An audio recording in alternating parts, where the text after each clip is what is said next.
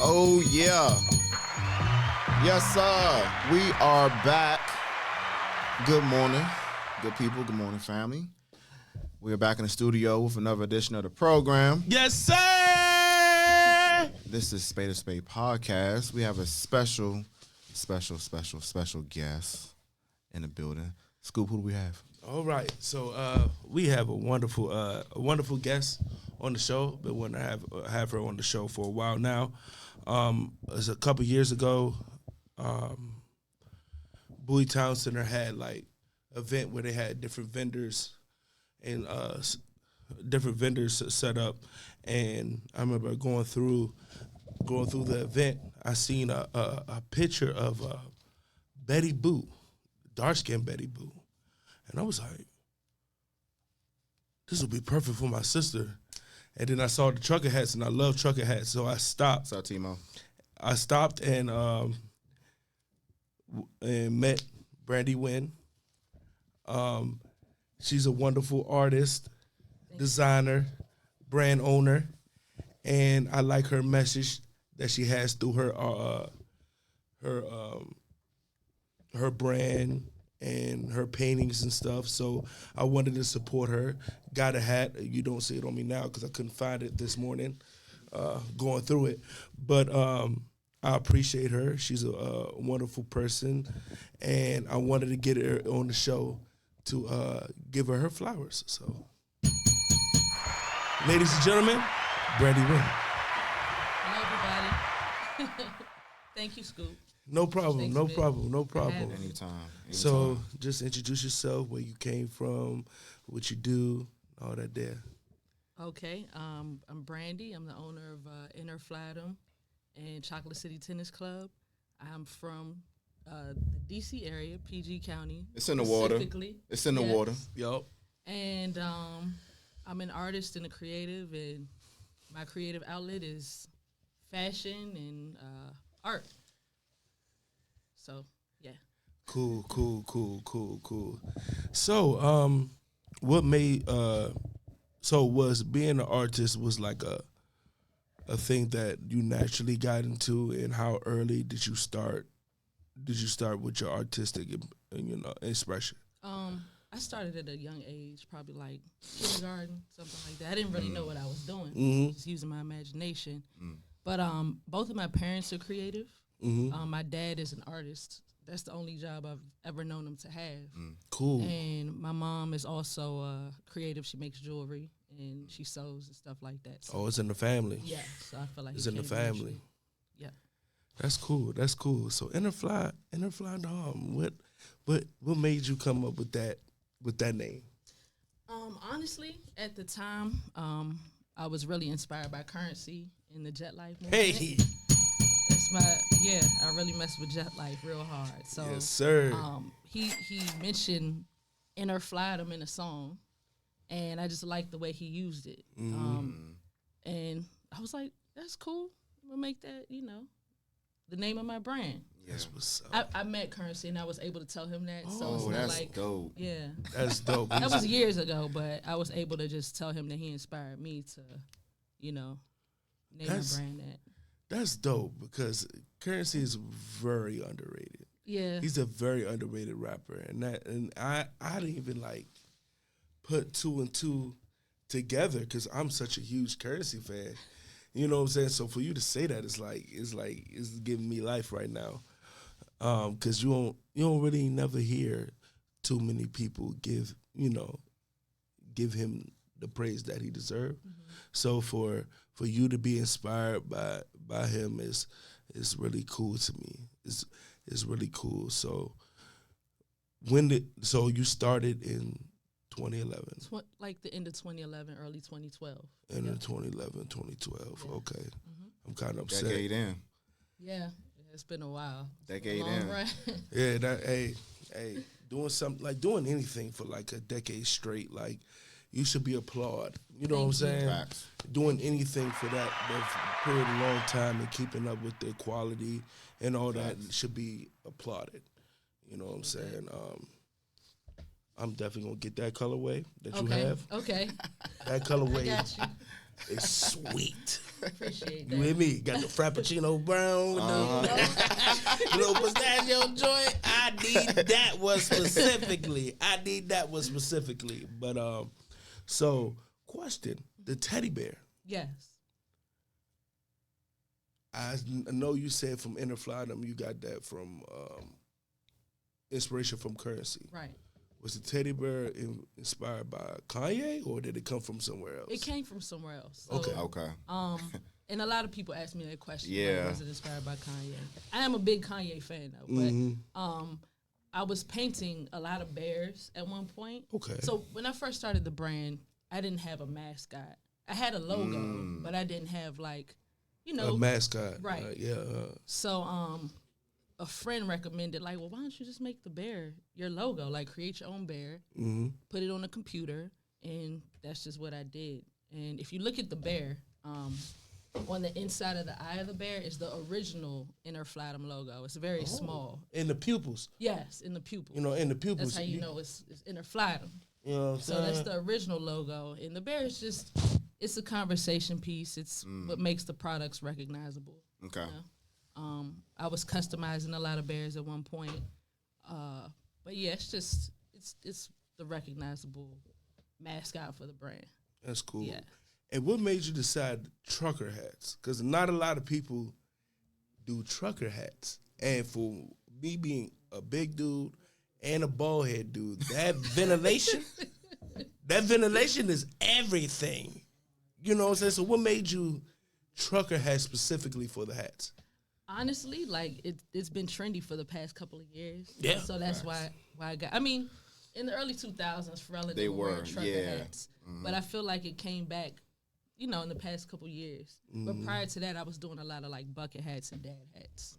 Oh, okay. See, like once I get older, like when we was our age, it was snapbacks. You know what I'm saying? Snapbacks. Yeah. Snapbacks and fitted hats was Fitteds, like yeah. fitted hats was the thing. And I feel like with any genre of anything, history always repeats itself. So it's cool to see how things was cool back in the day and it started to become cool again. Well, yeah. Right. Yeah, You know what I'm saying? because when right before we were here on this earth, it was the snapbacks. Then it went away. Then it transitioned to the buckets and then the fitteds. And then it transitioned back to the snapbacks. Right. And you don't really see people wear fitteds much anymore. And then the dad hats became integrated. So, I mean, stuff just recycled, man. For sure. Yeah. So a dad hat is You wearing it right now? Structure, Yeah. You wearing it right now? You wearing it right now? Yeah. Yeah. It's cut. Yep, that's a dad hat. Yeah. It's not quite a snap. It's not quite a snap. Most of them has the little clip on the end instead of the actual snap back. Yeah. You know what I'm saying? Yeah. So that's considered to be a dad hat because dads used to only wear them. Right. You know No what I'm facts. saying? Yeah. That was the thing. Yeah. With dad and truckers, it was like you only seen truckers with that hat. You only Facts. seen like single fathers with that hat. You know what I'm saying? So to see it, you know what I'm saying, everybody, wearing them now as a sense of fashion is a wonderful thing. So this is very creative. I like people who don't just do what's just the norm. You know what I'm saying? Like, oh, I'm gonna go with the status quo because I know this work, and you know what I'm saying? That's what I'm gonna do. Nah. Bunk that. Be original with yourself. Right. You know what I'm saying? Put out a product that you're gonna be happy of. Yeah. Not what's going to succeed. You know what I'm saying? What you want to bring into the table.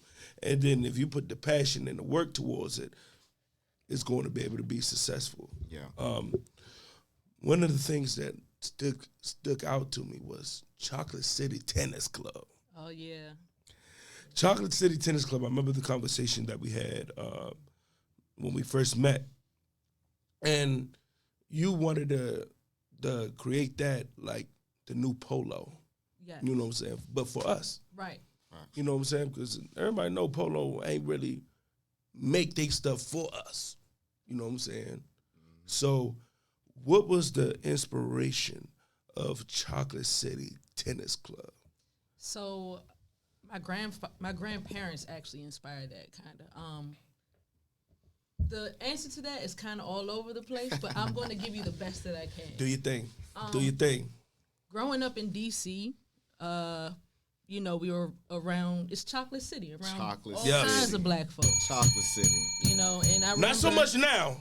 Not so much now. You know what I'm saying? They got some lotion. They got some lotion in the city now, but yeah, you hear me?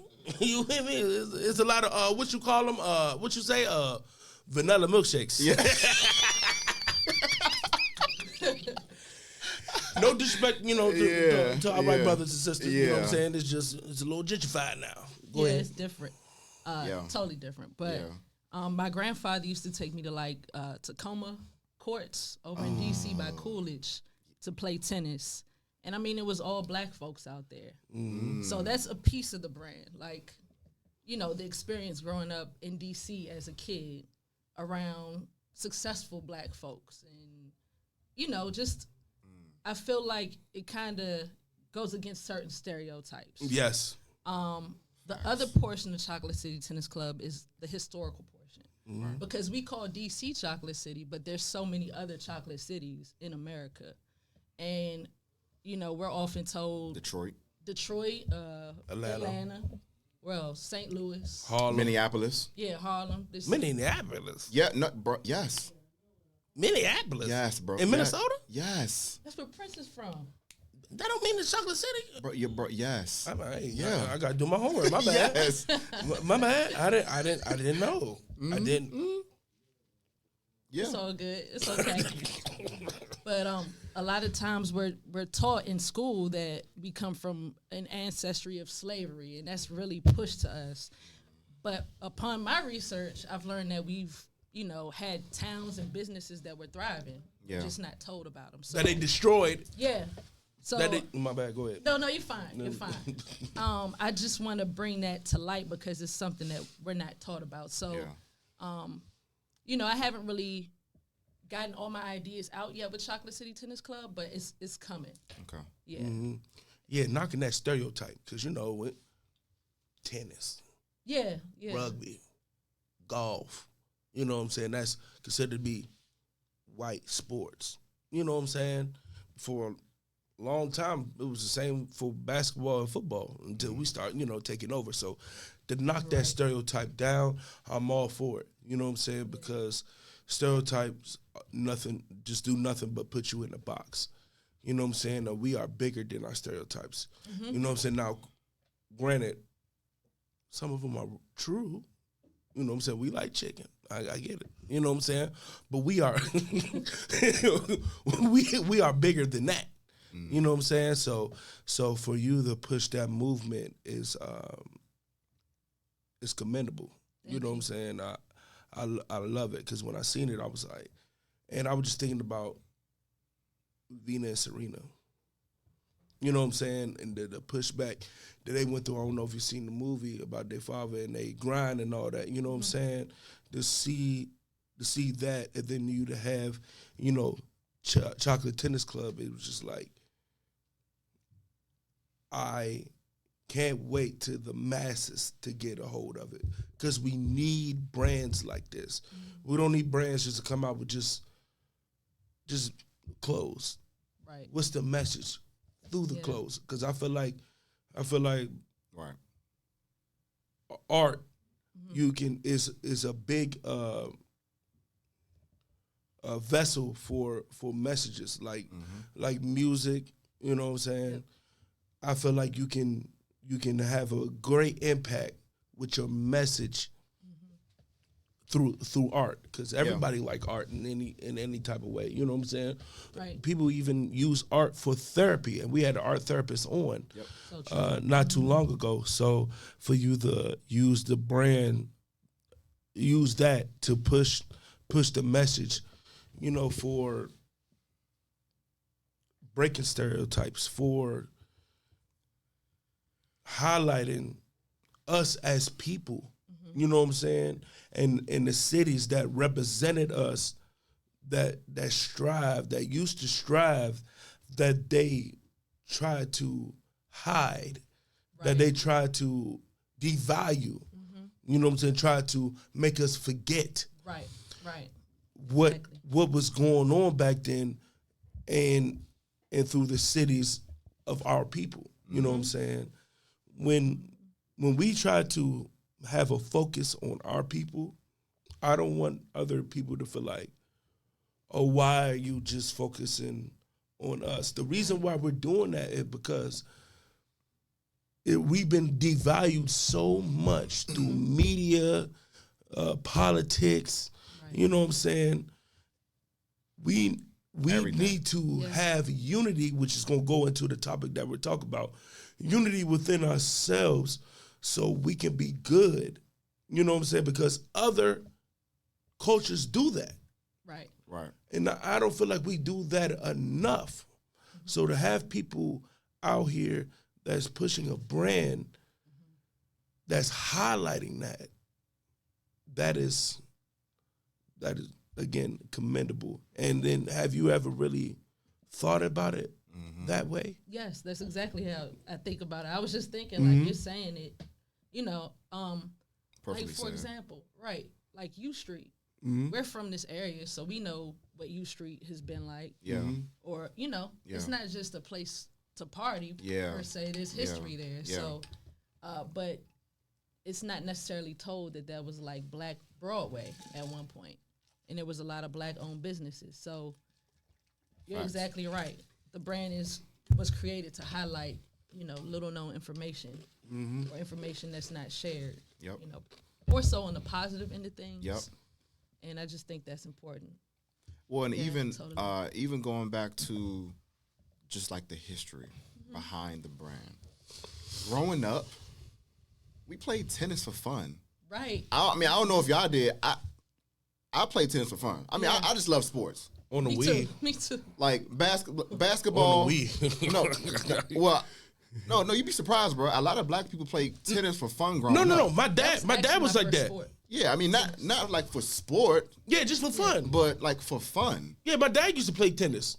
He had the old school wooden racket with with the square to protect it with the screws. Yeah. We still got it at the storage. You know what I'm saying? So yeah, he was big on that. He was big on trying to like don't be in a box. Right. You know what I'm saying? Because he was one of those old school OG cats where you wouldn't even think that he played tennis. So the fact that he did, it was crazy. Go ahead, bro. Yeah, no, I mean, my grandfather took me and my sister. My parents took me and my sister. Like, we had like tennis rackets and everything. And it was just for us to get outside and be active. Right. Right. And that was a thing for the city back in the day in terms of like just get outside and be active. It didn't have to be tennis, but just anything. Right. Like you would see Black families out everywhere doing, whether it was picnics or whether it was basketball pickup games, whether it was tennis, whether it was the swimming pool, because the stereotype is, well, Black people don't know how to swim. But if you're from the city, a lot of people know how to swim. Right. Because we had access to swimming pools. Right. So we did all those things growing up. And like Scoop said, first of all, to do anything consistently for more than 5 years is very, very impressive. Because throughout that journey, I'm sure there's been ups and downs. It's going to continue to be ups and downs, right? Yes. But to stick with it, to trust not only yourself, but have enough faith in knowing that this form of expression is going to provide therapy for people and continue to provide therapy to people. And you have the understanding that this is bigger than yourself. That is why we have you on the show, because our whole thing is throughout our community, we have no identity. Yeah. We have no identity. Right. No consistent identity. Right. So like Scoop said, other communities have an identity. As a community, as a people, we don't have an identity. Right. At all. Like our identity is consumerism. We do. We just don't know. We don't know what our identity is. Right. We've been miseducated. Misled. Big time. All of that. Yeah. So. And it's all been systematic. Right. And that's why like I tell people all the time, like don't shoot the messenger. Mm-hmm. Like I'm not against y'all. Like I'm for the community, but we got work to do. Yes.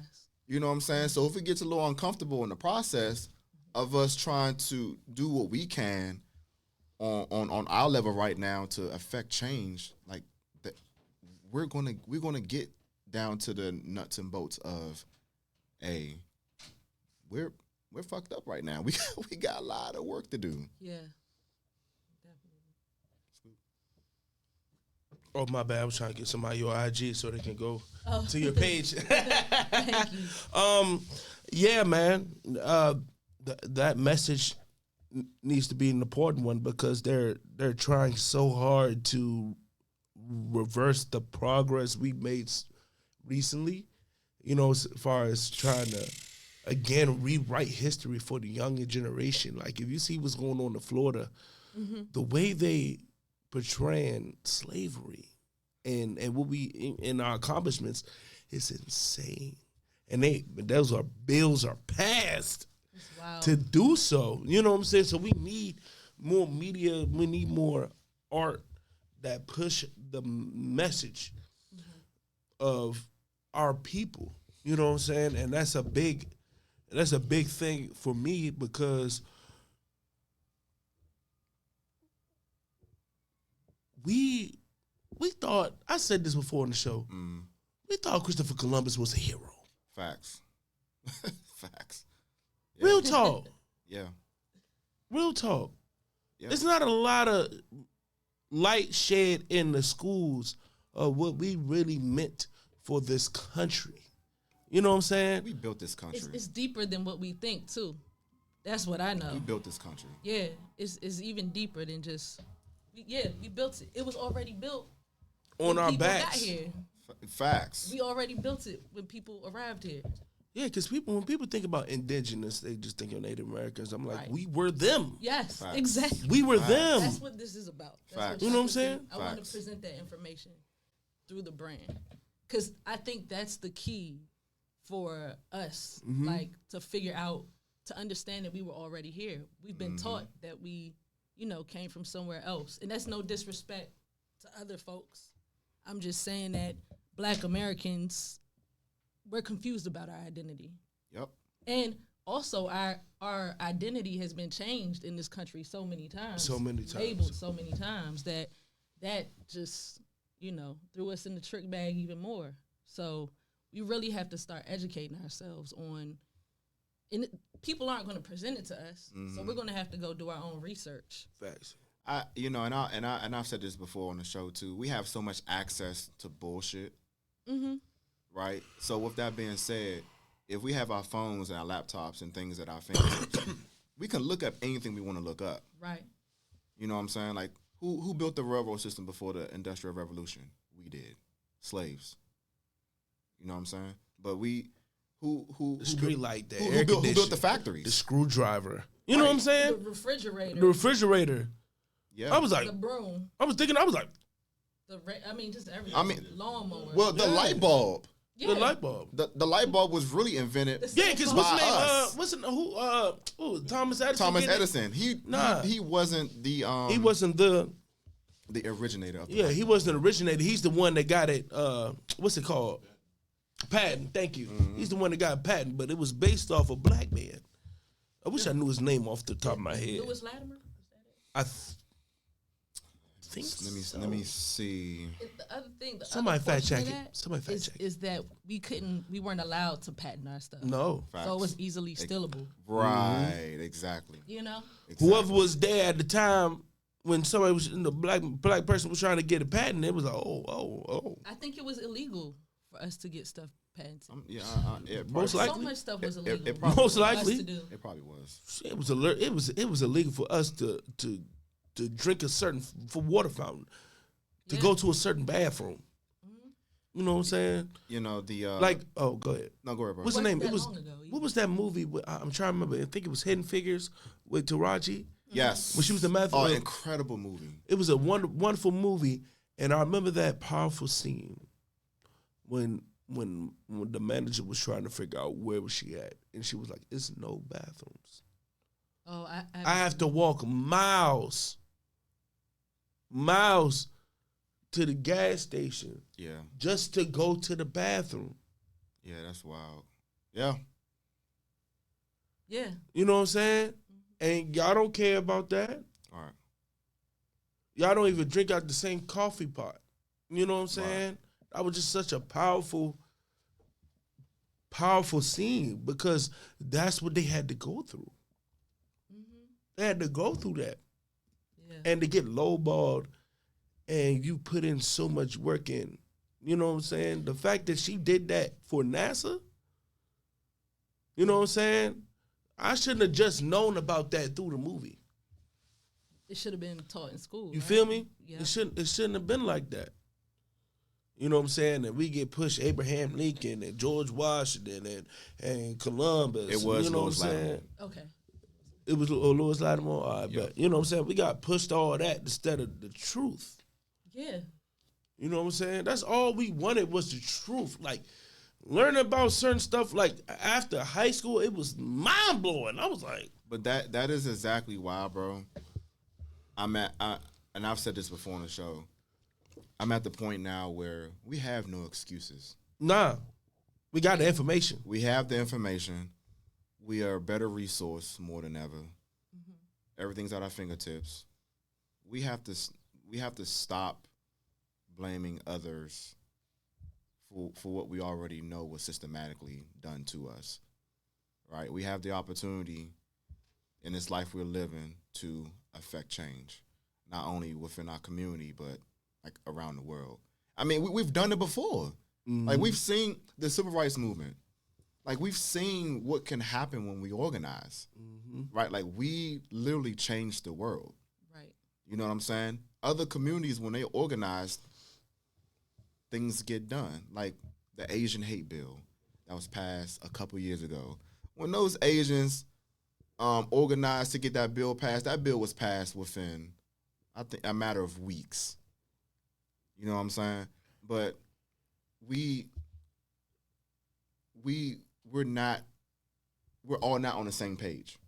Right. That's a fact. Right now. Like, we're all over the place. We're over here, we're over there, we're here. And in the process of being split up, like, we're fighting each other. You know what I'm saying? Like, I had posted a clip yesterday. I don't know if you've seen it.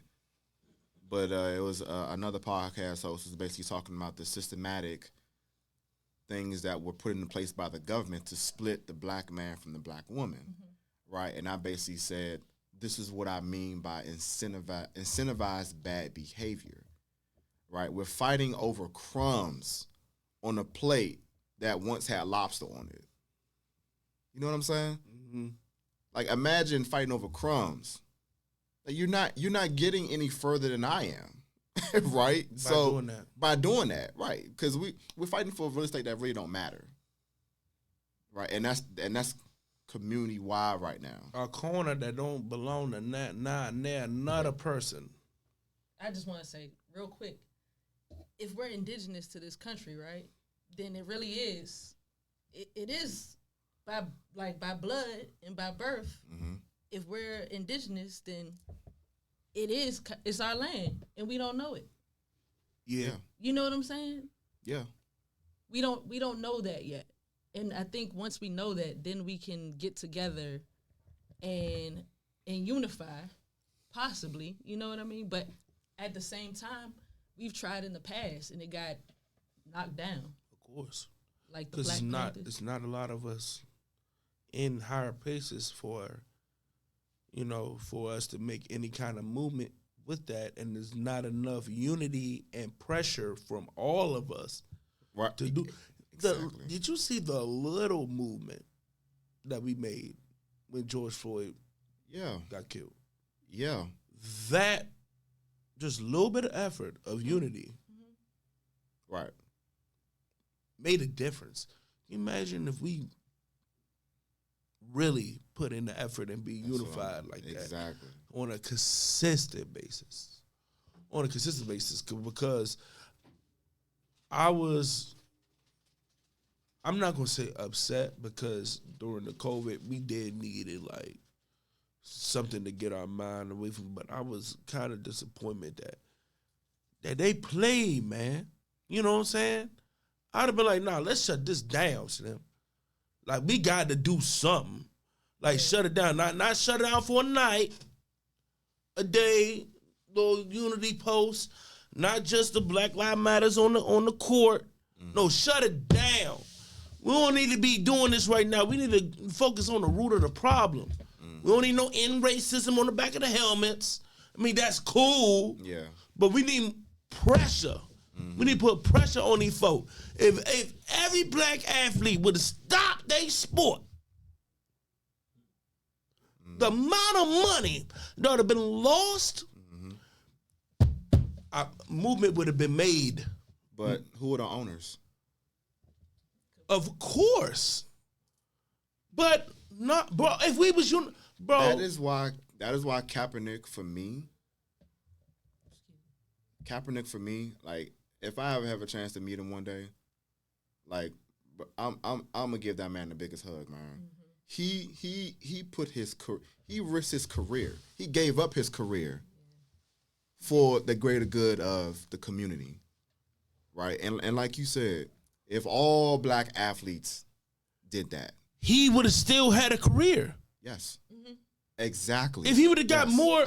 Yes. Now, granted, I don't agree with every little thing that he did. I mean, you know what I'm saying? I don't agree with that. You know, every little thing, but the main focus on what he did was commendable.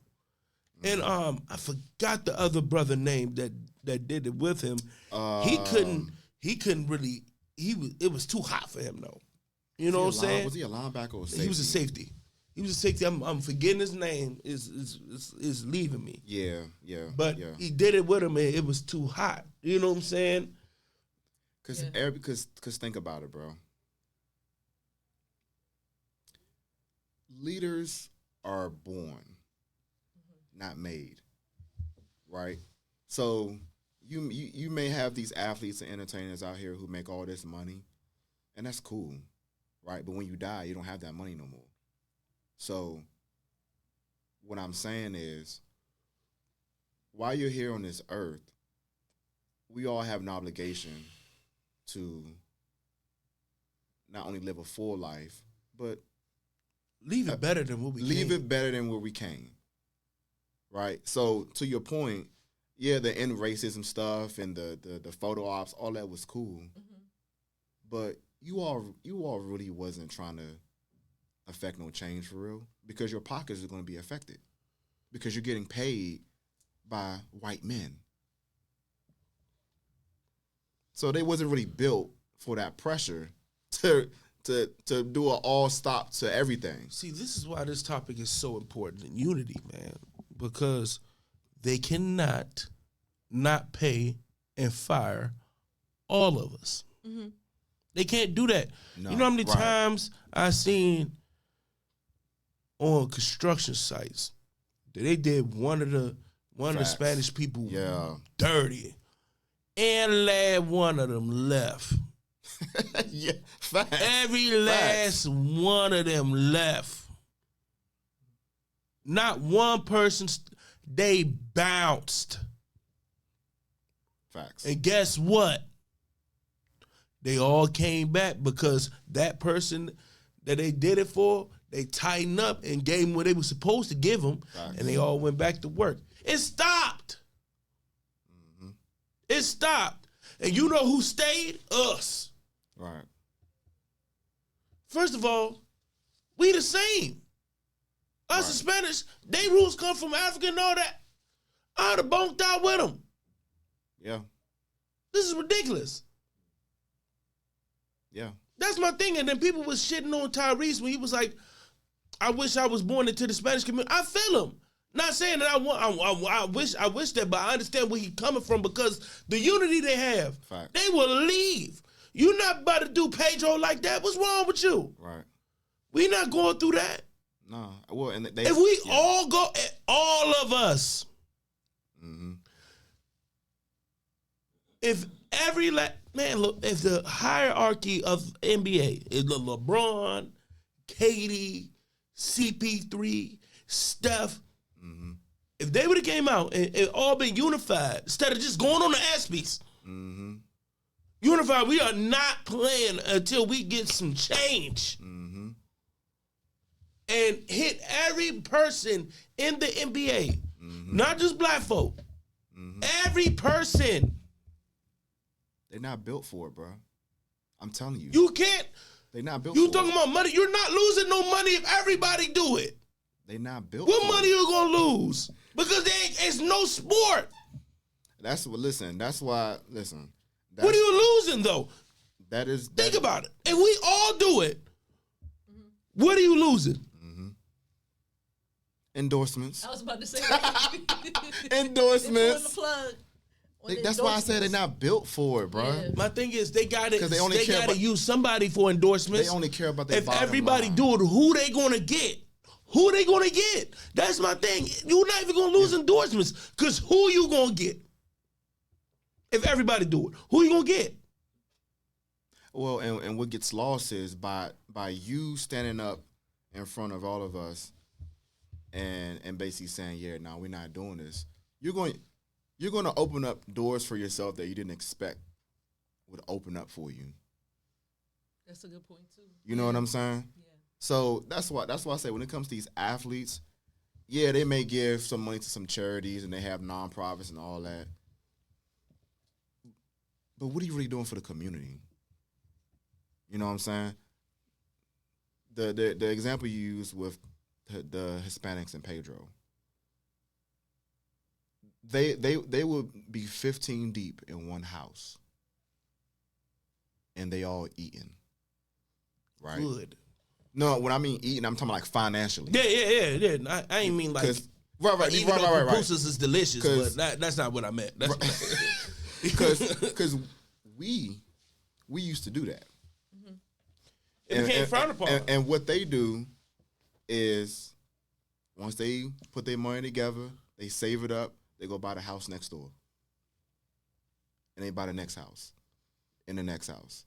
And the next house. You say a neighborhood or family. Like it's a neighborhood. And before they you know all it, fam. they own the whole block. Mm-hmm. Literally, they own the whole block. We used to be like that. Keyword. Used to. Right. And now, like I said, we're here, we're there, we're all over the place. We've talked about this before. We push our parents, grandparents, great grandparents, aunties, uncles, whatever.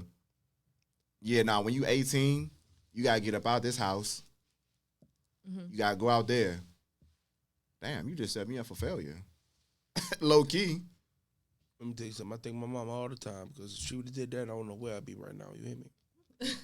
Even though I need to get about because just for my personal, but if she would have did that to me at that time, thank you, mama. Nah, for real. For real. You know what I'm saying? It's frowned upon. And that's the propaganda that the higher power pushed out. It's a scam. You know what I'm saying? It's a scam. 'Cause, I mean, just that's to push. think about it. More of us that look like us out on the street that we got to rely on the government. You know what I'm saying? For food stamps and stuff like that. It's all propaganda. It's a scam. It's a scam, bro. Like, if you really think about it, right? In our area, the average cost of a house is, I'm gonna say about $420, $430, right? Mm-hmm. Your mortgage is already $3,000, right? So every month for 30 years, you gotta spend $3,000 that has interest on it. Right.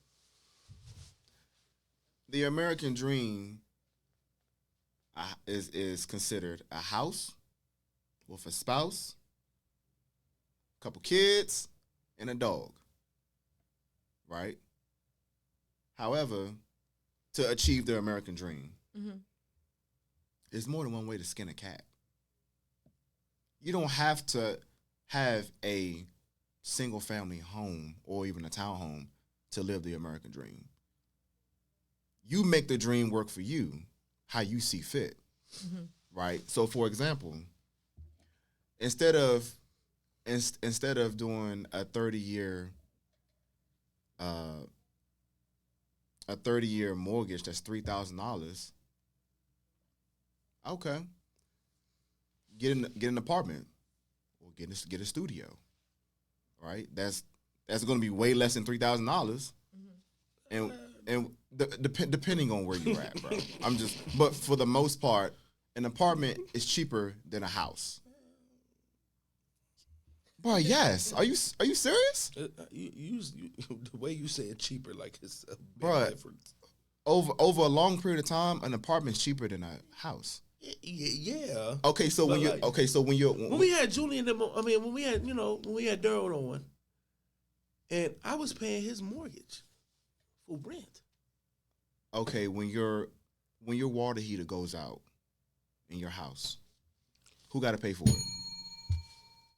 You know what I'm saying? Stuff like that. When you got to replace the roof, who got to pay for it? Yeah. That's like 10 stacks. You know what I'm saying? An apartment, you just paying your rent, your utilities, and that's it. You know what I'm saying? And maintenance come when they decide to come. Right. I mean, but it varies. Don't get me started. Right, it varies. Don't get me started. Yeah, it varies. but what I'm saying is we're so caught up in what the American dream is and trying to achieve that, and we're setting ourselves back by trying to keep up with the Joneses. Yeah. Instead of creating our own lane and finding other ways to make life easier, not on just ourselves, but our family as a whole. Yep.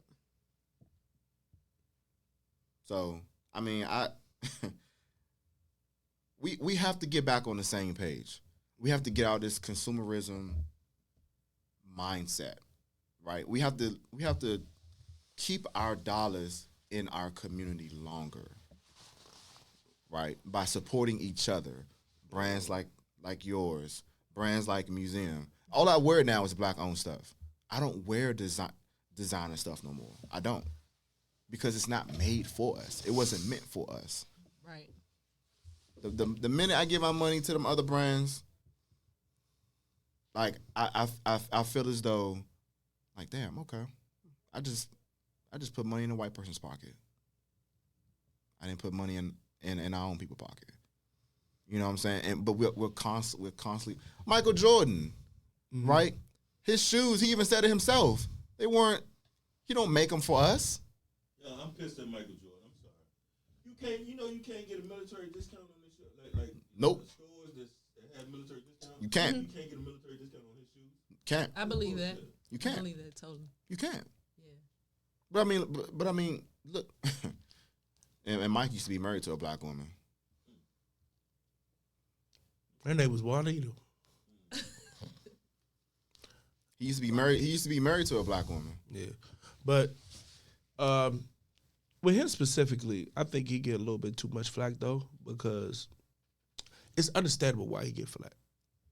But it's a lot of stuff that he do that nobody knows about. I know Eddie Thomas and Eton Thomas that used to play for him in the Wizards. He talked about how Mike do a lot for community and black folks and never like put it in public eye. You know what I'm saying? He just do it. You know what I'm saying? And when I was hearing that, I was like, for a long time, it was like, MJ was kind of a sellout. You know what I'm saying? To us, to when you hear stuff like that, you know what I'm saying? When you hear people talk about the stuff that he's done, and I'm just like, I can understand you don't do it for the notoriety.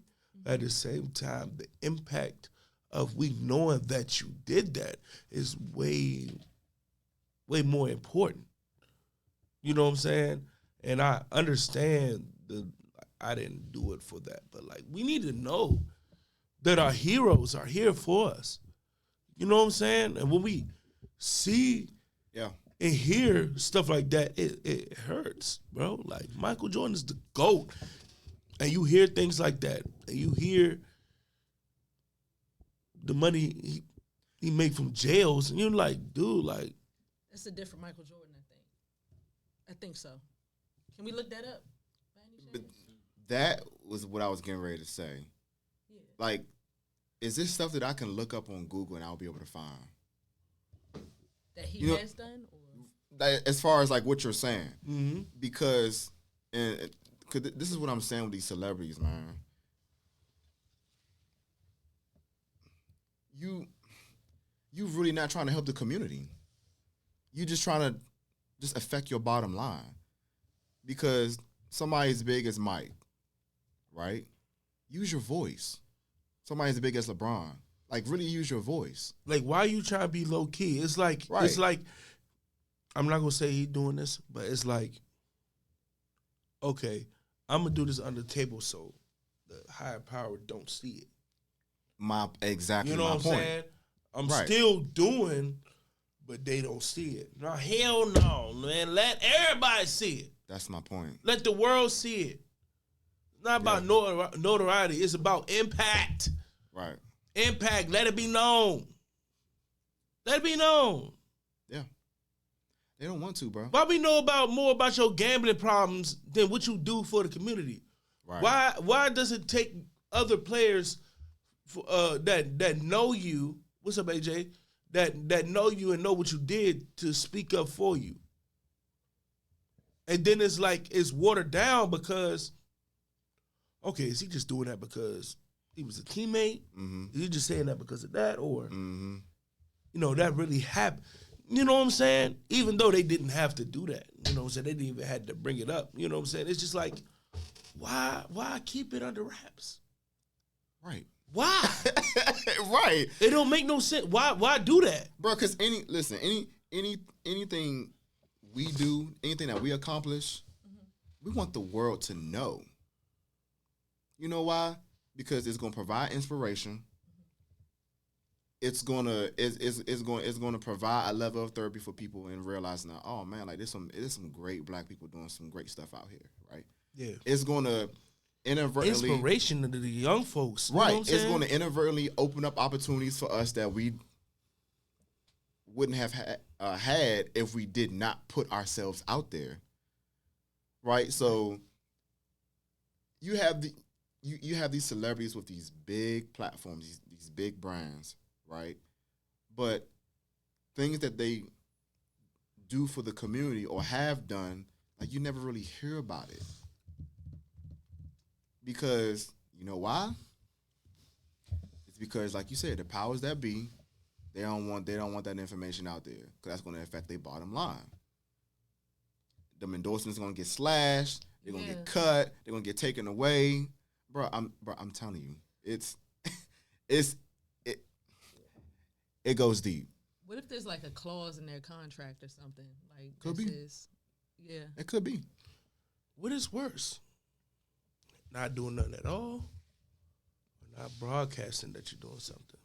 What's worse? I say not doing anything at all, honestly. Yeah. Not doing nothing at all. Because if you are doing something, at least you're doing the work. Mm-hmm. But if you're not doing anything at all, and yet when things occur like George Floyd and you're out on the front lines briefly, being a tip of the spear for the community, but then when the dust settles, you just go back to just doing what you was doing previously. I have more of a problem with you at that point than if you just didn't do anything at all. Like there's no participation, nothing, right? Because you're just doing it for the camera in that brief moment in time to help your bottom line. That's it. You're really not helping the community. Yeah. So there's more people at lower levels, at our level, that's doing more work in the community than these celebrities and entertainers that make all this money and they just blow it on stupid shit. You know what that's like? It's like not to disrespect again our white brother and sister, but it's kind of like you talking to your boy Tom. Mm-hmm. You don't mess with no black women. You know what I'm saying? I do. I just take them out at a certain time. So you just don't. You strategic on when you mess with black women. So would you rather him not mess with black women at all, or you rather him do what he just said? It's like that makes you really think. Like, in that Don't moment, do it at you like, all. don't do it at all. Don't You do know it what I'm at all. saying? Yeah. So it's like, are you gonna sneak help or you gonna broadcast it? You know what I'm saying? Right. Like, why is it gotta be under the table? Why? Do you think it's always like with malicious intent that they do it under the table, or maybe? Nah, I think Like it's what he said. It's the fact that if you broadcast it, the higher powers is gonna see it. Mm-hmm. You know what I'm saying? So it's like with the analogy I just used, if you're strategic, if you just out with with a black woman and you're Tom, your man gonna see it. Mm-hmm. Your family gonna see Your it. family gonna see it. You know what I'm saying? That's different. Mm-hmm. You know what I'm saying? It was like, oh, I'm not racist. I mess with black women, but you only mess with them, and so nobody see it though. In the dark. In the dark, at night. Y'all don't go certain places. Mm-hmm. You know what I'm saying? Mm-hmm. And it's like, okay, so are you doing it just to say you did it? Or are you really trying to make change? Right. Yeah. It's different. It's like it's like a sympathy thing. You know what I'm saying? Oh, I feel bad, so I'm gonna do it, but y'all not gonna see me support the community. I'm just gonna do it so I won't upset, Mm-hmm. The higher power. Mm-hmm. No, forget all that, because if we have more people to do stuff like that, and to really, because the money that you made ain't going nowhere. So if we When you put die, our minds together and put stuff, and really invest in stuff that's going to bring us up, bring our community up. That gonna bring more unity, and that bring more money to us. yeah. And you don't gotta worry about them. Yeah. If we really decide to do that, and we have people in power to do so, Oprah, you know what I'm saying? Yeah. She's a freaking billionaire. I'm trying to figure out how you walk around and people suffering like this, and you just sitting fat on your estate, and literally you can write a check and end hunger. Like, that shit bothers me. Then they come up with, she did this, but she did that, and I'm like, it's no impact by it. It's no impact. How many times we seen somebody drop 30 in a game and wasn't no impact? They still lost by 20 because it wasn't impactful. Yeah. Imagine this is how. I'm just get raw. This is how fucked we are, as a country. And don't get me wrong, I love this country. I served at the highest level of our government, but imagine not being from this country, right? You're not a citizen. And the government incentivizes you by putting money in your pocket so you can be a part of this culture. Meanwhile, we have homeless vets all over the country, just homeless people, period, all over the country. And yet, we're not doing all we can to get those folks off the street. Man, the amount of money that we sent the goddamn Ukraine for the damn war, we could have ended hunger 10 times over.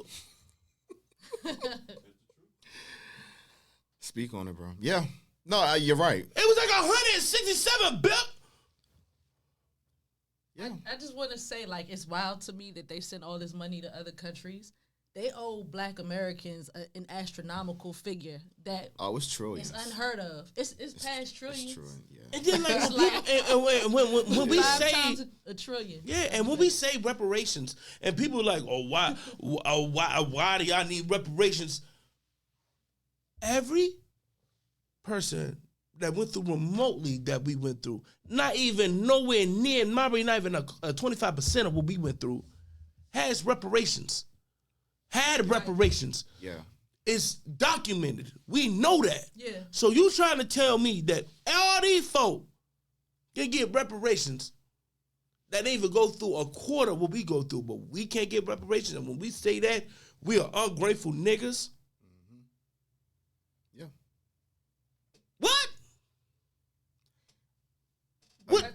Go ahead.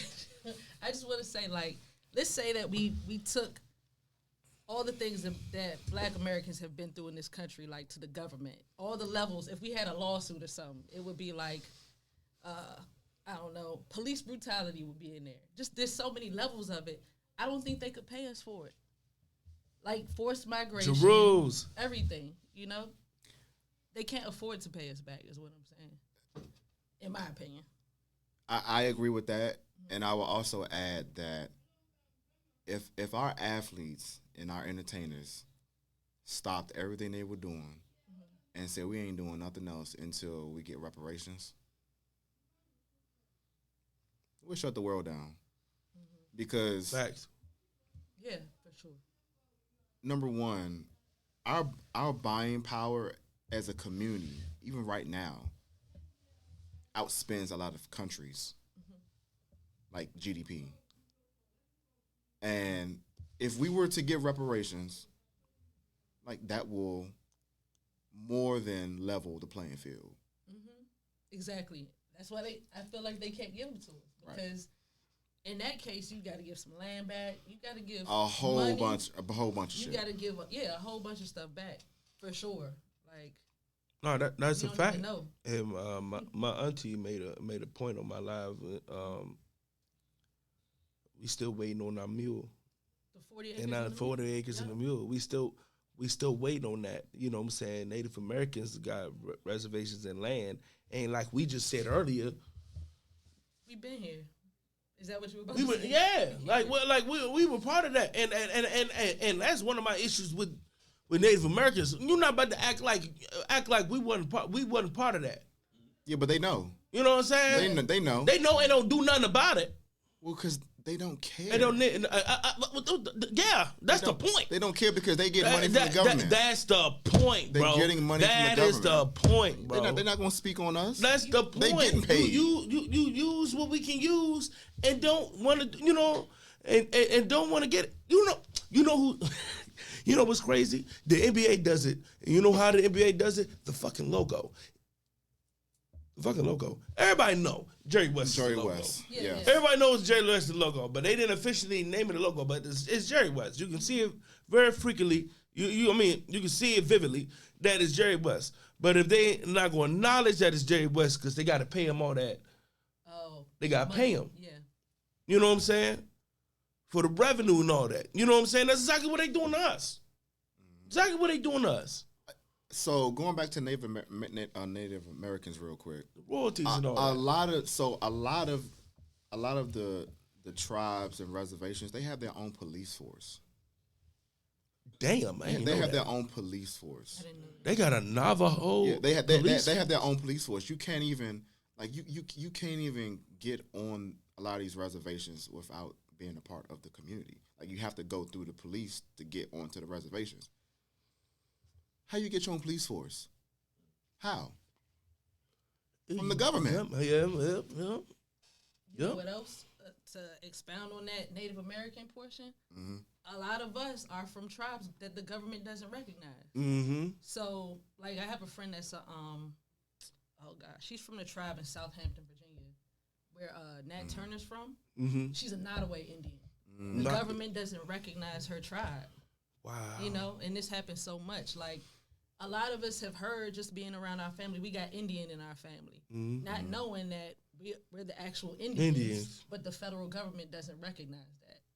You know, like my aunt, we're Cherokee on my grandmother's side, and my aunt was working with Native Americans, and she was like, you know, I'm Cherokee too. They didn't want to hear none of that because she doesn't have the look, if you know what I mean. Mm-hmm. We've been taught that Native Americans look a certain way.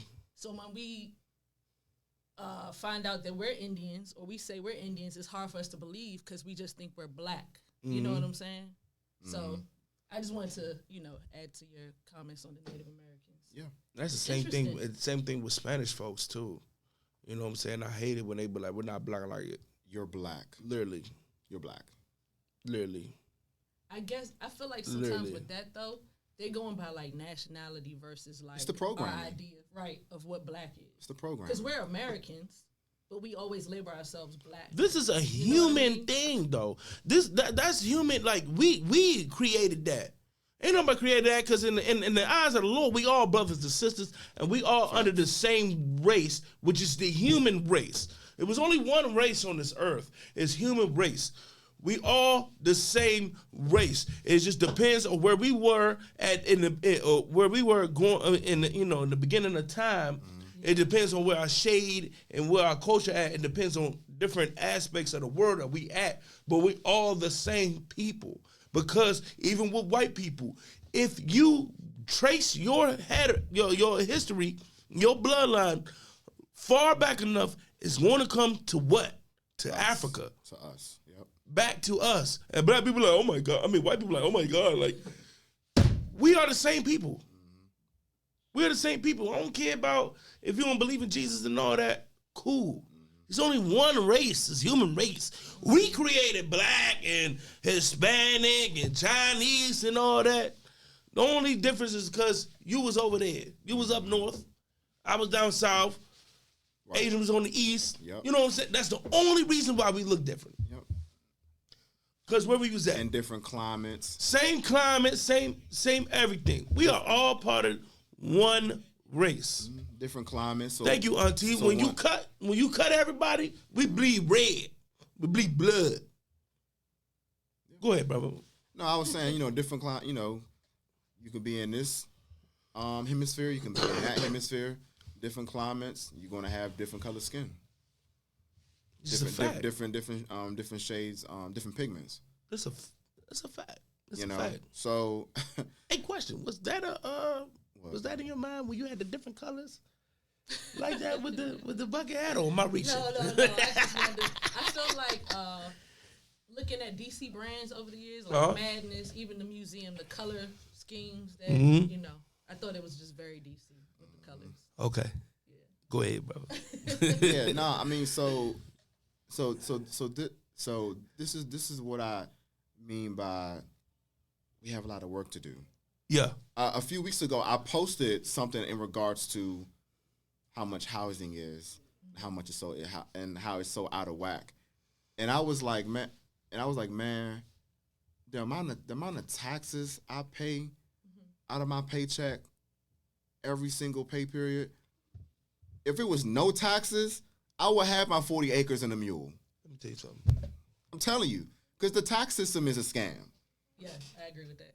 Why am I giving you a quarter of my paycheck? Why am I giving you a quarter of my paycheck? To send somewhere else. To send overseas. Right. It's crazy. I'm giving you over 25% of my check. My thing is, brother. Where's my money going to? I don't even know. This is my thing about money, though. This is my thing about money. We print this shit. No. Let's just think about that. We print this shit. So I'm just trying to figure out What the fuck you need our taxes for? Just print some more money. Like, I don't get that shit, bro. That shit is dumb to me, bro. Like, nobody ever gave me like a real reason why they just don't do that shit. Need to let me know that shit something. is dumb, bro. I'm sorry. That shit is dumb. Hey, bro, what? Because my dad used to work on the DMV back in the day, right? And like the Treasury building is not too far from me. And I asked this one of the dudes that worked there. I was like, yeah, so yeah, why they just don't print more money? Because I don't get it. It was I don't remember exactly what he said. It was just a whole bunch of runaround. You know what I'm saying? It was just like it was some bullshit. I was just like, dude. I'm like, dude, print some more money. What the? I don't Bro, get it. it's so stupid, bro. It makes no sense. I don't get it, bro. Where's my money going? I need somebody to answer that question for me. Why do we gotta? What they? You know what they gonna say? They gonna say it goes to. You all right? Yeah, you just a little ice. Oh, okay. What's the name? It goes to the what they say? The police department, the fire department, the roads, school, The roads. the road. No, I'm telling you what they're saying. I'm not saying that that's where it's going. You seen The Florida roads, Avenue? The school, bro. I've been working at Tacoma Elementary, bro. What's the name? But when I had my first interview was 2022, bro. Like late 2022. These niggas has been doing construction still on the same road. I'm just trying to figure out, how do you tear up a road and then repave it and then paint the little, lines for the road, you know what I'm saying? So you can have, the street lines, you know what I'm saying? And then do it again. Yeah. And then wait, and then do it again. And wait, fix it the first time. What are we doing? Fix it the first time. You saying it's going to schools? I work for a school. Where's this money? We are struggling as custodians to get Pine-Sol and bleach and proper brooms and vacuums. Where the hell is this money, this tax money shit that you talk about is going? And I'm just trying to figure out where. Where's it at? We struggling. We struggling with the, I'm telling you. Oh, we only got this much. Bro, what's going on? What's going on? How? I did not think, I knew budget was bad when it came to school and all that. I knew that. I knew that. But like, when I went to do this, so I just knew just supplies wasn't going to be an issue. Fabuloso. Yeah. You know what I'm saying? Sanitizer. The essentials. You know what I'm saying? I didn't think that was gonna be in trash bags. Fabuloso's top tier though. It is. The green apple is real top tier. Hey, it's real top tier. Like the green apple and the lavender. I like Hey, that. I'm telling you, bleach and Fabuloso now, it'll fuck up it'll mess up your sinuses. I'm telling you, because the fumes are crazy. But to get them urinated floors, it get it done. It get it done. I'm telling you, it get it done. But I'm just saying, you would think sometimes we had to come, like my foreman, like, you know what I'm saying, we don't have the best relationship. But you know what I'm saying, what that woman does do, she'll come out her own pocket for stuff. And I'm like, we shouldn't have to do that. I agree. We shouldn't have to do that. Why the hell is she going to get bleach? Bleach. It was a period in the beginning of this, in the year that we ain't had no bleach. What? You try to clean a pissy floor with no bleach? What? You try to clean a pissy floor with no bleach? So how? Okay, time out. I'm gonna say it again. Try to clean a pissy floor with no bleach. Then we had no Loso either. So we just out here thugging it. No. No Pine-Sol, none. Oh, okay, hold on, time out. So how did y'all clean it? With none of that. Sanitizer, bro. No, bro. What? Wow. Some of the degreaser, the regular degreaser we had. You know what I'm saying? It was rough, bro. Who was y'all manager? It was rough, bro. It was rough. And they saying we ain't had the bread. Like, So, but what she gonna do if they don't got the bread? So whoever's above y'all couldn't front the bill. What I'm saying, like, bro, like you can't, my bro. That takes a different type of person to come out with their own bread. Now I'm not saying that I'm not saying that they don't do. I'm not saying that they don't do it. I'm saying, but you have a supervisor though. Yeah. Right. But she ain't about to keep coming, and she shouldn't have to keep coming out her own money to do it. But you have a supervisor, and she has a supervisor. So who's above her? They're not about to keep doing that either. They're not about to keep coming out their own pocket for it. I wouldn't want them to either. Not only that, but what I'm saying is there's a hierarchy, right? So whoever's above your supervisor and whoever's above her supervisor. Oh, that's different. They need to front the bill. Oh, that's the. That's what I'm saying. That's downtown though. That's my point. They don't give a fuck, man. That's my point. That's my thing, bro. They gotta front the bill. That's my thing, bro. They don't. Sometimes the PTO, they'll come through. You know what I'm saying? They'll come through. The PTO come through. We get some trash bag. We get a little. You know what I'm saying? But we shouldn't have to go through that. The amount of supplies that we had when I first came in. I'm thinking I'm like this is the norm. You know what I'm saying? We got a little citrus stuff that we can make it, smell good and all that. A little dab, you know what I'm saying? We had little stuff. Bro, I'm like, where is it going? What happened? We struggling. We got to rationalize trash bags and bleach, bro.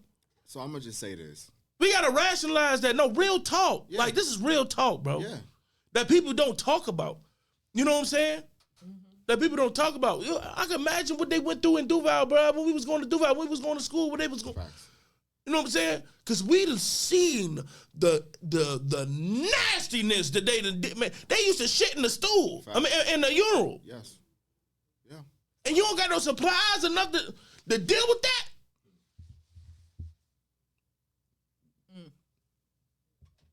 But what? So why am I rationalizing trash bags? Why is that? You know why? You know why that's the thing.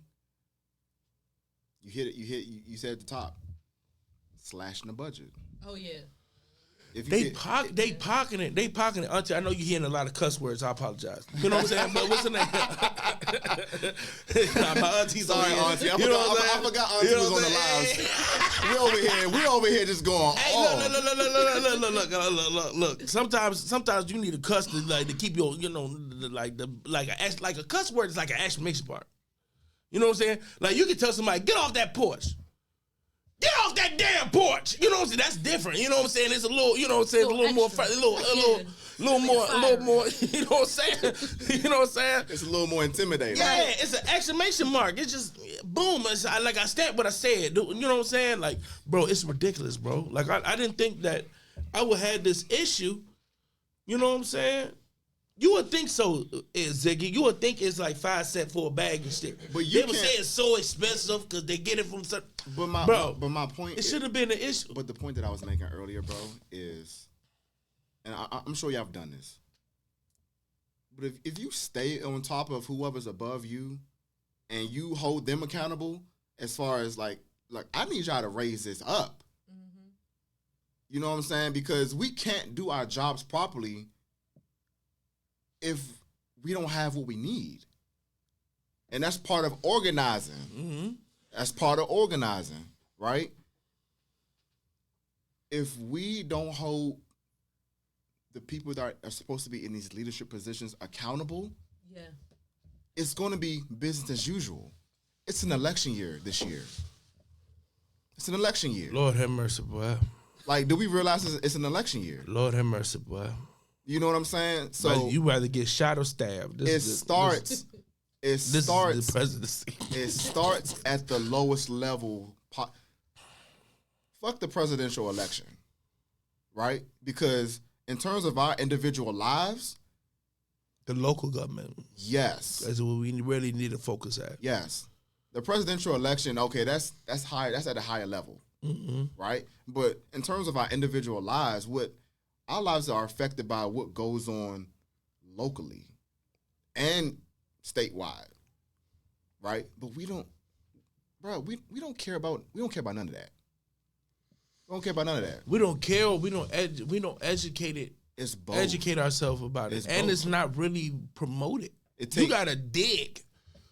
Right. Stuff like I was just getting ready to say. It's not promoted, bro. It's not promoted. Because we be like, hey, this past District 9, 1.7, we cutting the bus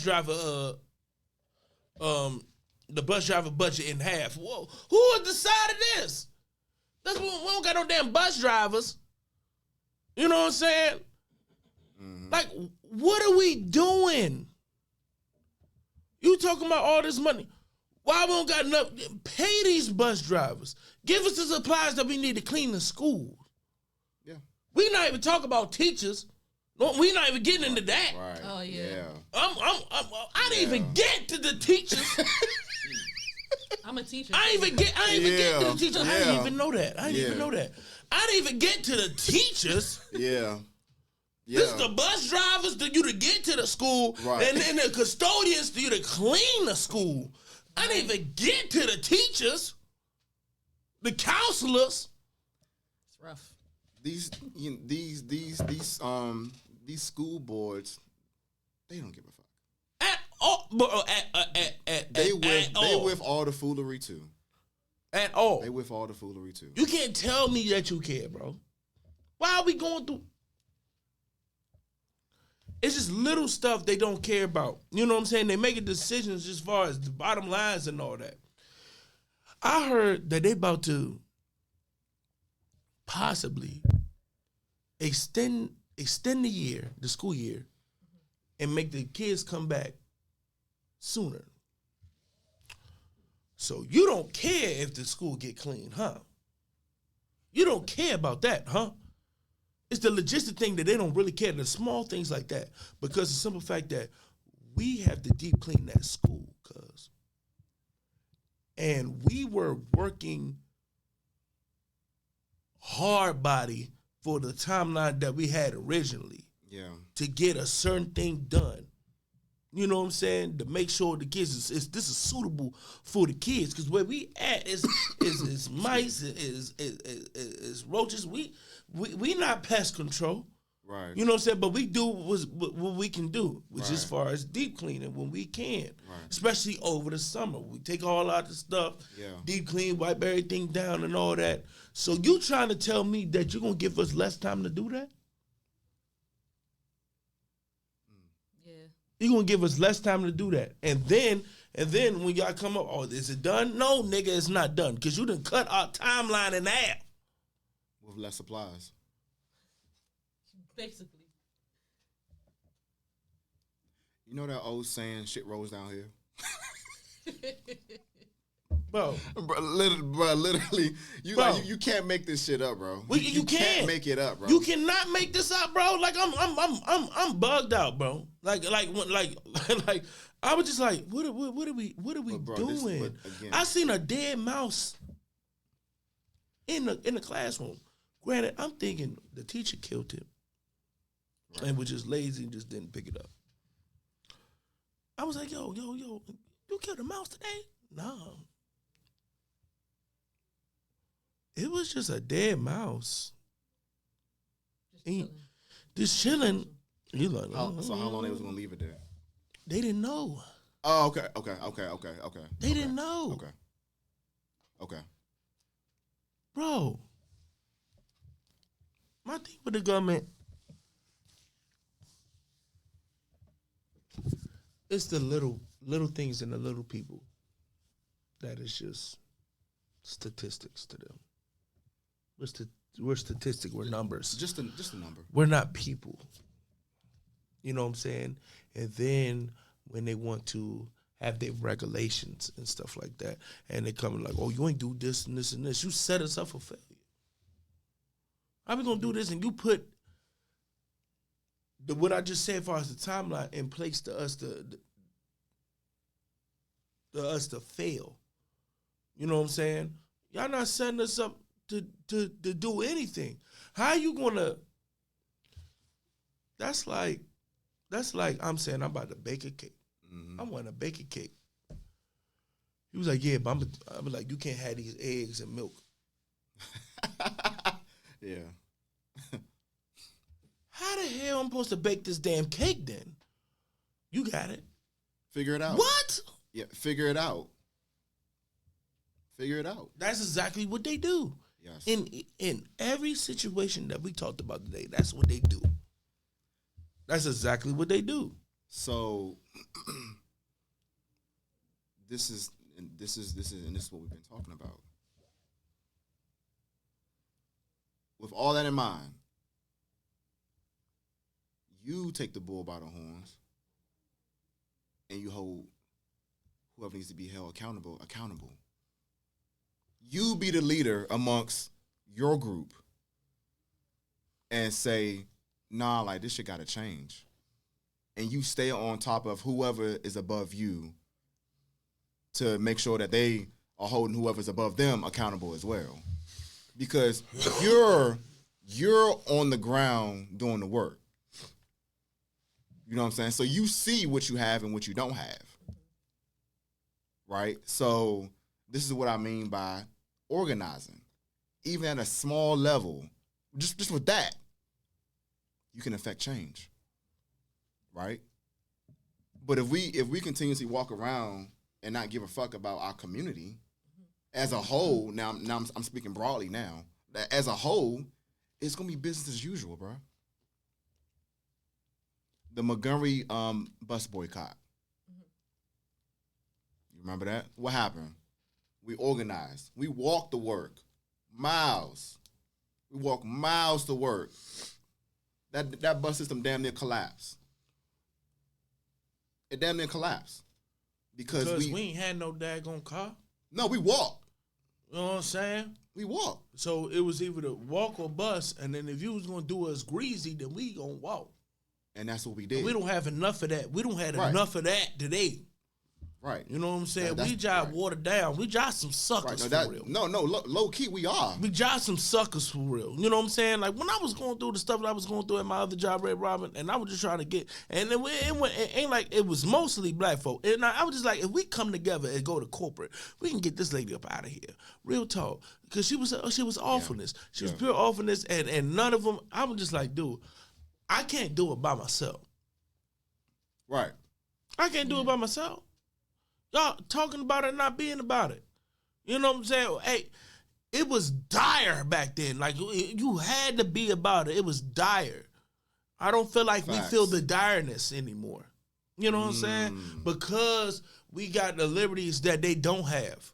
You know what I'm saying? There was a lot of things that we can do that they couldn't do back then. So it was kind of like, nah, we not going through this. Nah.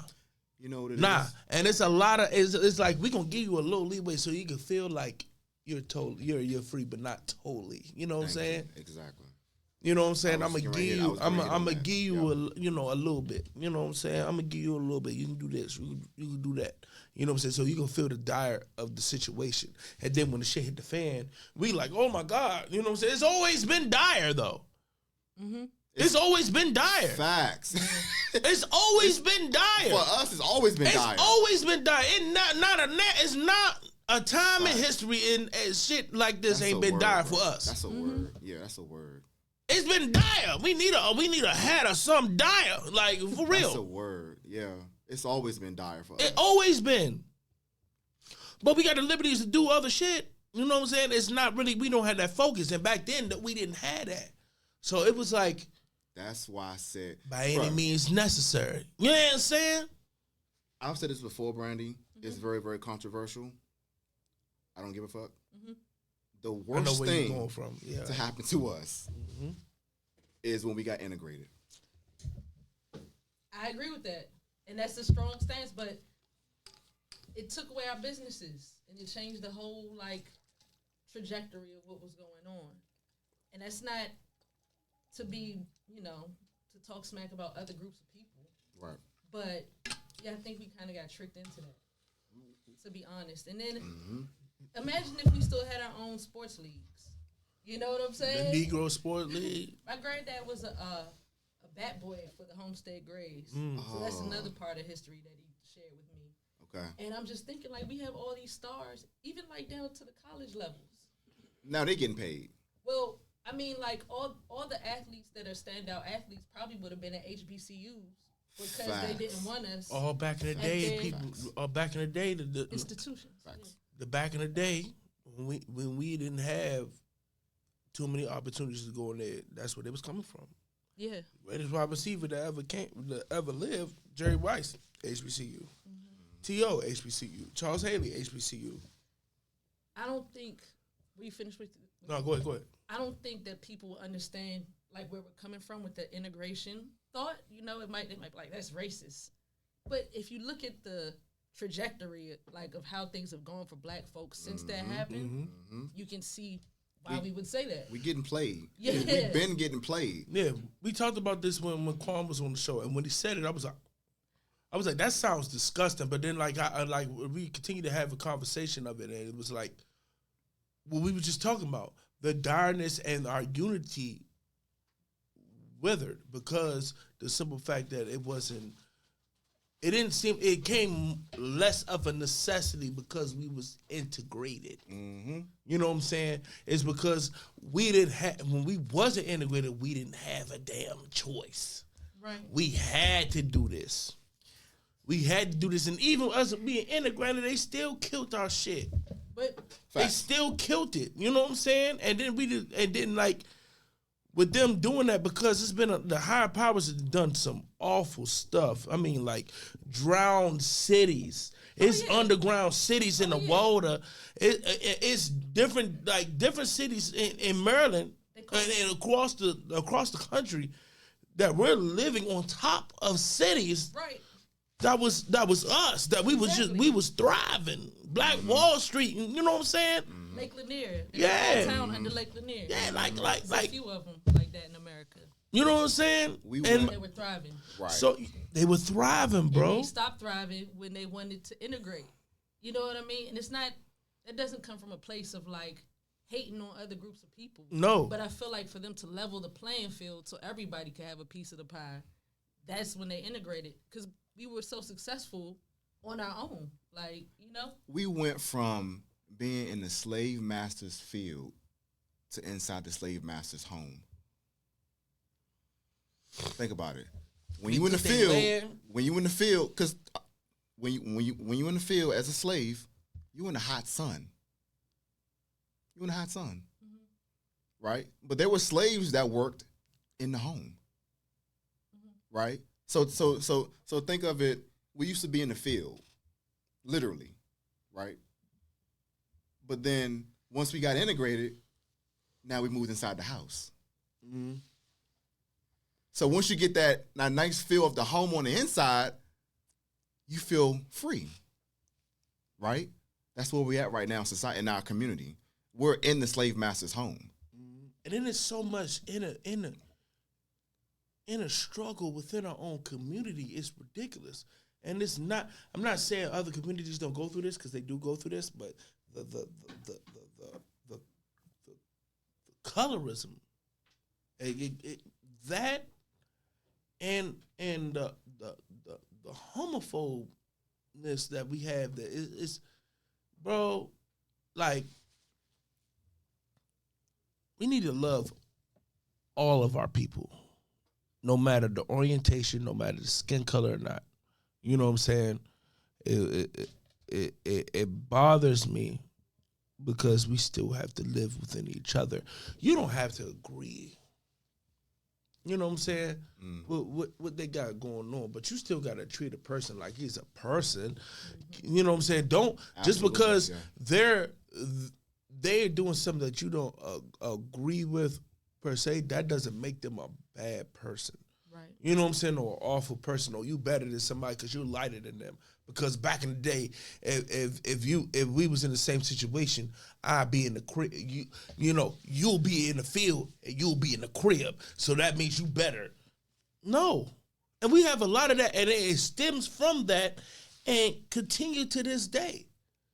It's happening right now. We're all in the slave master's home. You know what I'm saying? Yeah. Bro, like, I'm not about to judge you if you light skinned, or if you dark skinned, or you like women, or you like men, or you gay. You know what I'm saying? I'm not going to judge you by them, judge you by your character. That has nothing to do with your character. Who you like and who you enjoy to be with and your skin tone, that has nothing to do with your character. It's what you do and who you are inside. We are too judgmental when it comes to our own people, and it's ridiculous. It's ridiculous. The only person. It's ridiculous. And the thing is, and they tote that Bible thing. You know what I'm saying? They put the Bible thing in, but they use it to when it's beneficial for them. You know what I'm saying? Like, I understand, like, bro, like you can have your political your religious beliefs. That's cool. You know what I'm saying? But my thing is, have that same energy for everybody. You know what I'm saying? Have that same energy. You know what I'm saying? With the pastors that's corrupted and all that. Cause this good person. Don't do it. This good I'll start naming off. I'll start naming names. Good person. You rather not have this good person that's gonna contribute to the church, that's going to do something positive because they happen to be gay. But you got this awful ass, corrupt ass pastor that's embezzling the money they're supposed to have good for the church, that's cheating on his wife, having disrespect, having sex with all the damn people in the pews, and you raise them up like they didn't know. No. We need to stop doing that as black folks. This is ridiculous.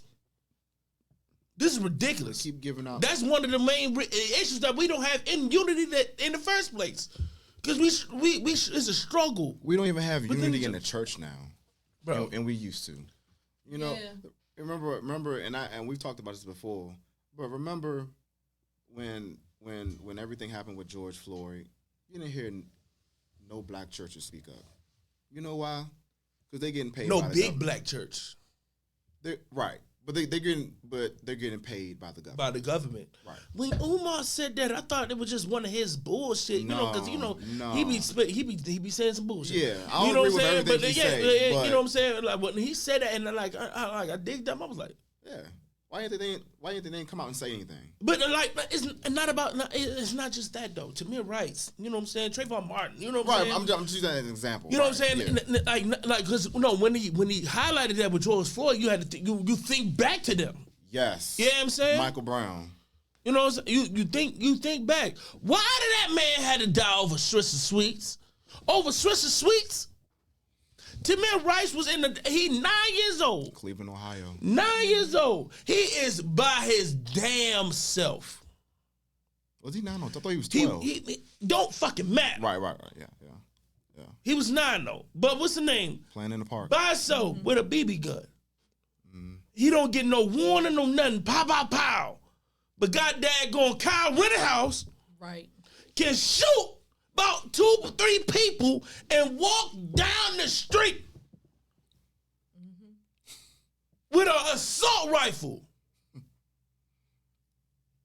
Taken in custody easily and alive. It went to Burger No. King. But like, bro, he went all the way back to the crib before they did that. He left the state.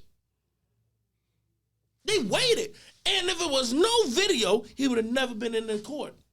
And then there was no reason for him to get in the court because why? They didn't charge him for Nathan. That old fake crime he was doing. I want to go. Let me tell you something. If I ever see him on the street, it's going to be a misunderstanding. I'm telling you. It's going to be some furniture moving. If it's a couch there, it's going to get moved. Yeah. For real. Real talk. I'm going to punch him in his throat. Like, that shit is crazy. Well. This shit is crazy. We need to stop. I'd rather. This is one thing that I hate with our men. I'm gonna let you go, but I hate when our men with a passion. You know this. Mm-hmm. You probably heard it too. Mm-hmm. When saying the or game. If you rather this or you rather that. How many times you heard on podcasts or just any men, men you're just hanging around and all that. How many times you heard this question? Would you rather have a daughter that's a hoe or a son that's gay? How many times you heard it? All the time. A lot. And most of the times, what they say? The daughter. a daughter's a hoe.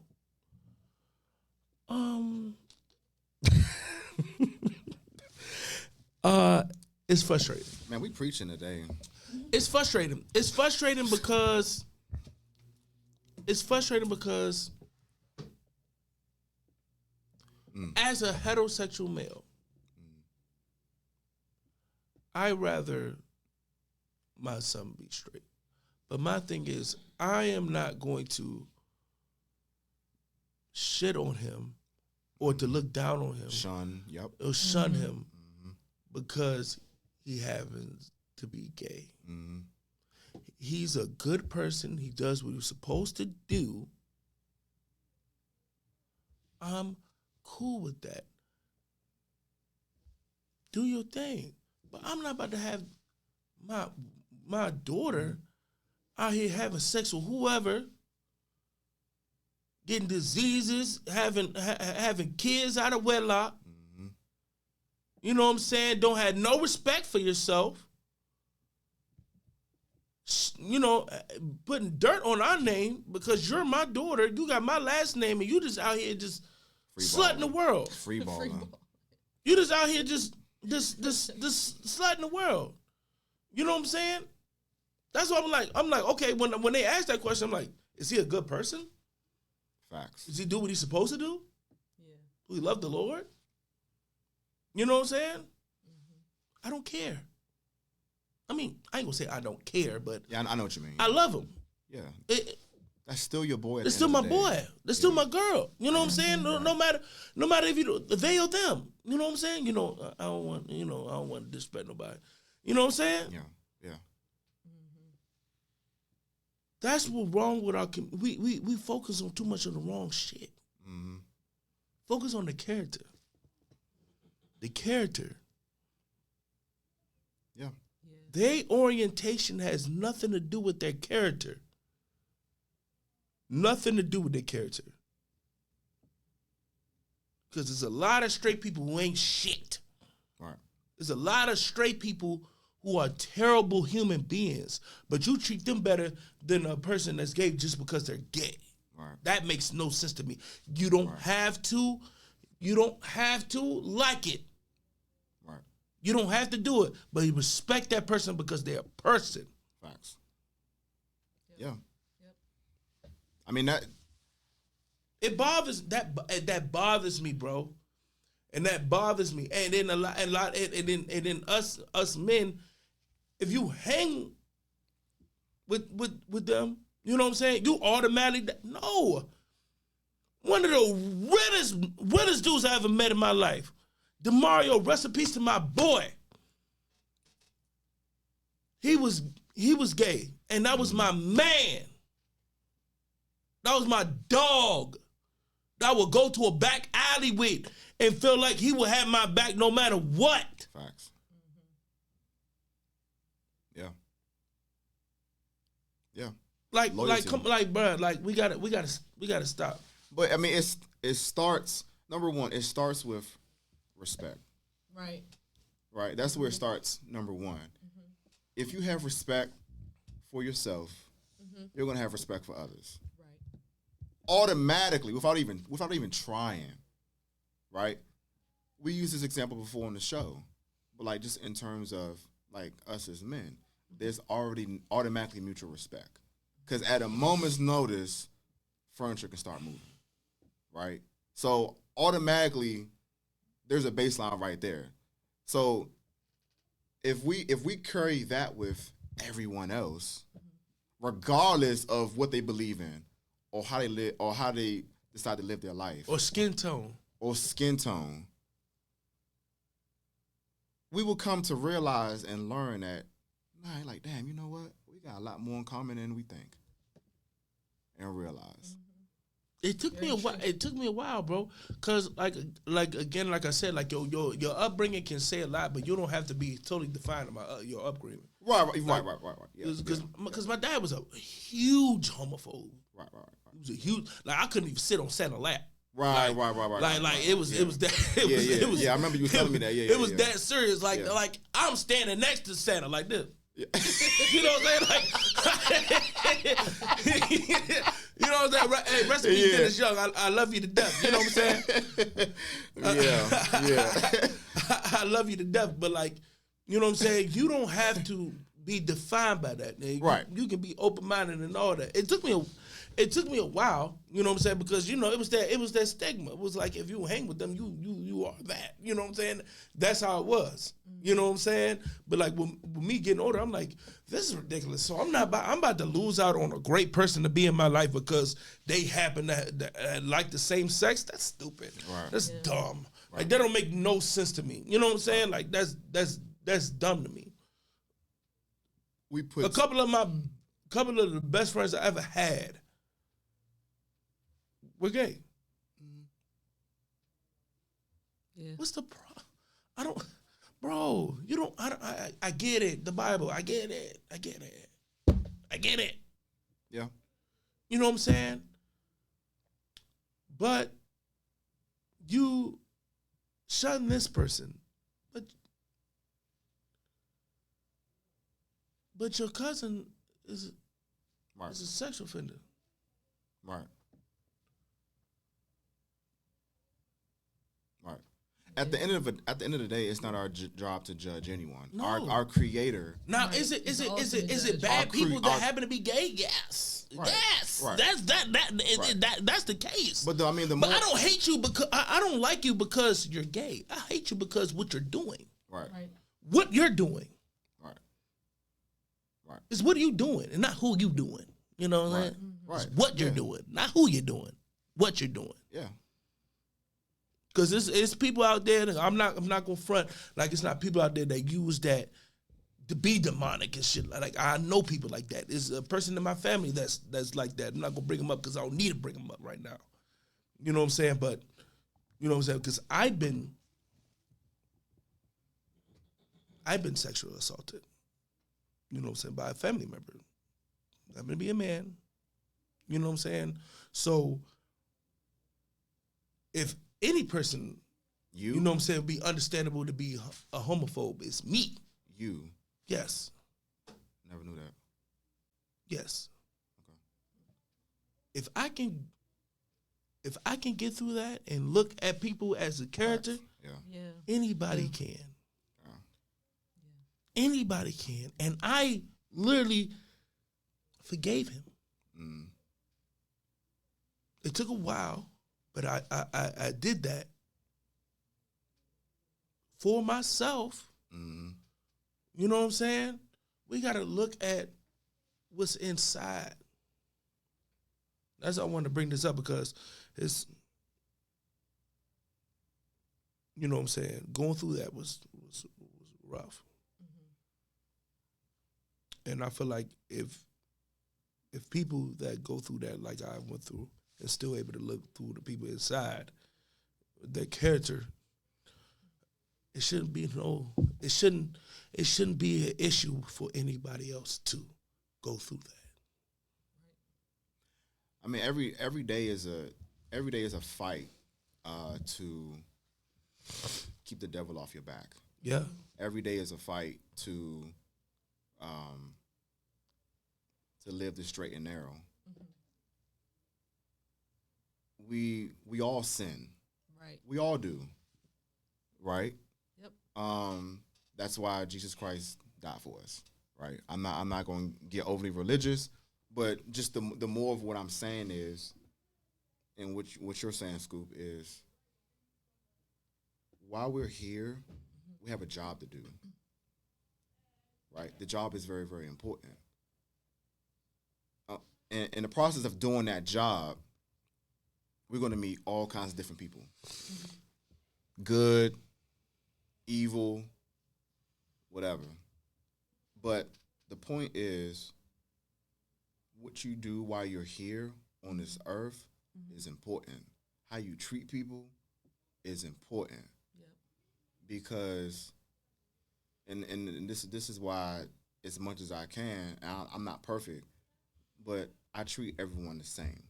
Respect, because we're all human. Yep. At the end of the day, you never know what somebody is going through. Right? Mm-hmm. For the longest, I was battling depression. Didn't even realize it. Mm-hmm. didn't even realize it. You know what I'm saying? But when you're used to always feeling like you're okay, and then when you realize you're not okay, like you have to get. It's a culture shock. It's a culture shock, and it was to me. And I had to get comfortable with understanding and realizing, like, damn, I'm not okay. Yeah. I'm the rock for everybody else. I'm good. I'm strong, and of course that's the case. However, we're all gonna go through those ebbs and flows throughout life, right? We're all gonna make bad decisions at some point in our life, right? We're not gonna. And I mean, some is you can recover from, some you can't. But if you're able to recover from that, what you do going forward, like you said, Scoop, matters, right? Because you can make a mistake once, and it's truly a mistake. You make that same mistake a second time, it's a choice.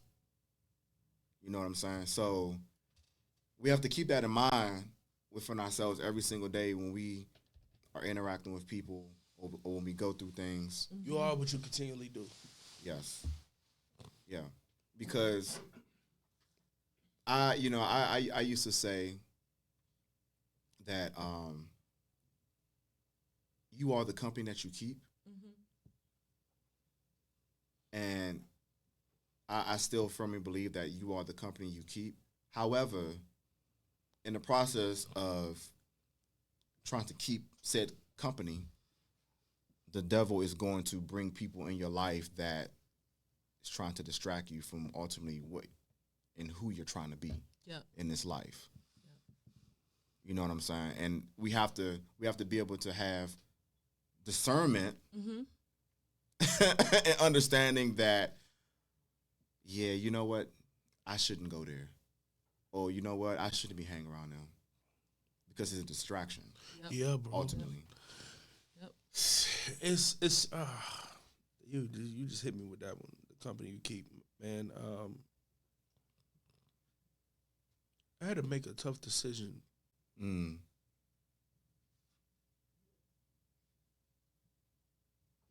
To cut off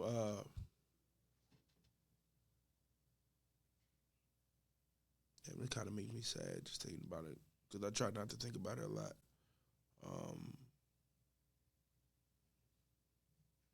To cut off one of my brothers, you know who I'm talking about. yeah.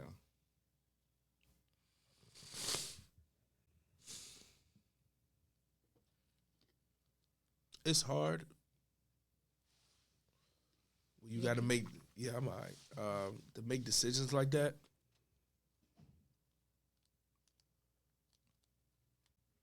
Because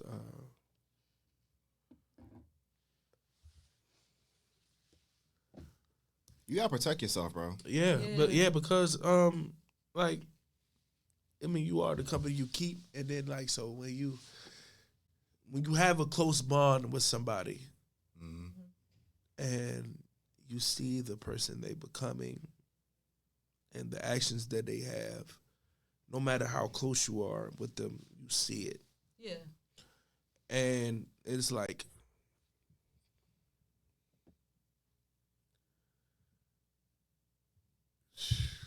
you know what I'm saying? Like, I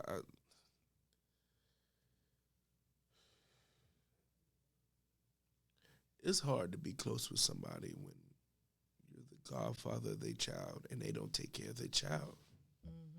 Right. And you've been knowing this about this person for a while. And You was giving it a pass. not a pass, but I know you're better than that. Yeah. I know you're better than that. You're around real men. Like, I understand that. Even other people in my family, you know what I'm saying? Because when people like that's close to you, it could be a brother, it could be an auntie, a cousin, and you got to separate yourself. They make it seem like it's easy. It's not. It's not. It's not. It's a lot of people in my family I'm not seeing eye to eye right now. Right. Me and my brother, we do not talk because of that. Mm-hmm. And that's not hard. I mean, that's not easy. Right. It's extremely difficult. And sometimes you have to make that choice. Yeah. Mm-hmm. You have to make that choice. And you got to do what's good for you. And you got to do what's good for them. Right. Because you're not about to keep being blessed by my presence and you doing that foolishness. Right. I'm not continue to be around you while you doing that foolishness. I was be my family. You don't see me. That's the reason why. Right. I don't go to family functions. There's a reason why. You know the reason why. Right. It's tough because you love them, but it's the character too. Yeah, you love them to death. If that's not right, then It's not right. Mm-hmm. It's not right. It's hard. yeah. You know what I'm saying? And then they just be like, well, come back to me. You need to change. You know what I'm saying? Like, I'm putting this in the atmosphere. Like, I'm gonna have some change in my family. I'm going to put that in the atmosphere. We're gonna have some change. You know what I'm saying? But till you're willing, it got to be both parties willing though. Right. If you're not willing to put in the work, I can't, because I got to do what I got to do. Right. Yeah. You know what I'm saying? And this is what this platform is for. To talk about what we need to talk about. Now, yeah, we a bull jive. We you know, we'll be a little vulgar. We joke around. You know what I'm saying? But substance, that's what we here for. Mm-hmm. We're to entertain, but we here to inspire. Mm-hmm. We want to get to the root of the problem. We want to touch everybody. Right. No matter the skin tone, no matter the creed, no matter what. The language, there's subtitles. You know what I'm saying? They got subtitles now. On that note, I'm just gonna put a bow on the show on that note. Brandy, any last closing thoughts before we get up out And of tell here? them where they can find you and shop with you. You can find me. Well, thank you guys for having me, first of all. I really appreciate that. You can find me on Instagram at InnerFlydom and at Chocolate City Tennis Club. And the website is innerflydom.com. Thank you guys again for having me. Anytime, sis. Anytime. Scoop. Any last closing thoughts? Man, unity. This was a word. I just today. want to preach Yeah. unity. You know what I'm saying? We as the human race, we got to live on this earth together. And we ain't going nowhere without no unity. You know what I'm saying? So I push that. I hope that y'all got the message from this episode. And like I always say at the end of these episodes, plenty of podcasts is made, but nobody, I mean nobody, lay it down like Spades. Like, subscribe, YouTube, Instagram, Spotify. We got to fix our home first before we can fix the rest of the world. And on that note, I'm ending the show off of that. Thank y'all for tuning into the show. Thank y'all for the participation. As always, we will see y'all in 2 weeks. We are Spade Podcast. We out. Peace.